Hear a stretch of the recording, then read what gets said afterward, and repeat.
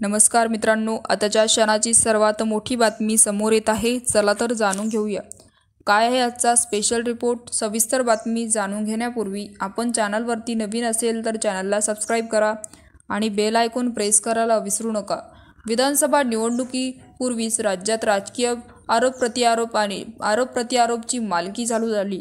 तर उद्धव ठाकरे यांनी काल पक्षाच्या पदाधिकारी मेळाव्यात भाजपावर जोरदार हल्लाबोल केला. त्यांनी थेट देवेंद्र फडणवीस यांच्यावर एकरी उल्लेख करत म्हणाले की होऊन जाऊ दे, पुढे जे होईल ते, एक तर तू राहशील नाही तर मी राहील, अशी सडकून टीका उपमुख्यमंत्री देवेंद्र फडणवीस यांच्यावर केली. यावर आता भाजप नेते देवेंद्र फडणवीस यांनी उत्तर दिले आहे. म्हणजेच उपमुख्यमंत्री आणि भाजप नेते देवेंद्र फडणवीस यांनी या सर्व अहवालाला किंवा 4 शब्दात उत्तर दिले आहे. देवेंद्र फडणवीस यांनी म्हणाले की योग्य वेळ येईल तेव्हा मी सांगेल. उद्धव ठाकरे यांनी आव्हानावर देवेंद्र फडणवीस यांनी हीच प्रतिक्रिया दिली आहे. तर मुंबईमध्ये ठाकरे गटाच्या शाखाप्रमुखाच्या बैठकीत उद्धव ठाकरे यांनी आक्रमक भूमिका घेतल्याचे बघायला मिळाले. तर आपल्या भाषेमध्ये उद्धव ठाकरेंनी पंतप्रधान नरेंद्र मोदींसहित देवेंद्र फडणवीस बरोबरच भारतीय जनता पार्टीच्या इतर नेत्यांवर शेलगेच्या शब्दात टीका केल्या.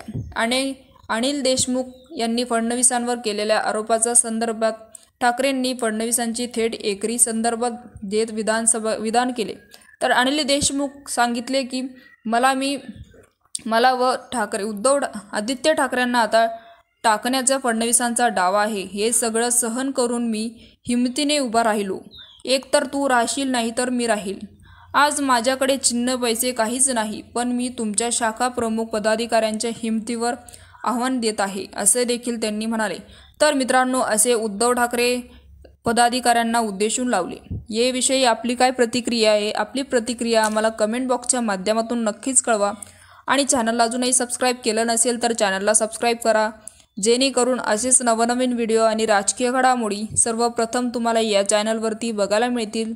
तूर्तास धन्यवाद. जय महाराष्ट्र.